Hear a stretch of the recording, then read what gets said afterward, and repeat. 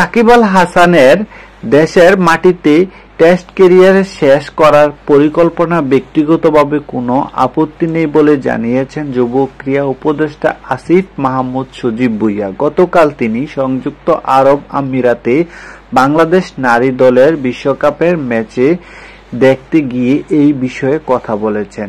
খবরটা বাংলাদেশ জাতীয় দলের ক্রিকেটারদের জন্য স্বস্তির। বাংলাদেশ ক্রিকেটের সর্বকালের সেরা ক্রিকেটারের বিদায়টা ঘরের মাঠে হোক, এই চাওয়া বাংলাদেশ দলের ক্রিকেটারদেরও। আজ গোয়ালিয়রে বাংলাদেশের দলের অধিনায়ক নাজমুল হোসেন সংবাদ সম্মেলনে বলেছেন এটাই।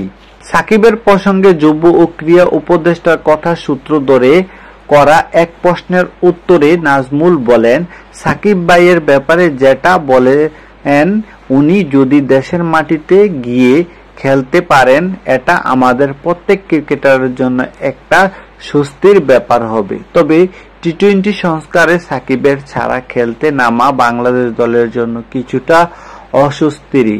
টি-20 মানে একাদশ সমন্বয় মারপ্যাচ, টি-20 মানে বড় ব্যাটিং লাইন আপ। সাকিব থাকবে বাংলাদেশের ব্যাটিং লাইন আপটা 8 পর্যন্ত দীর্ঘ হয়।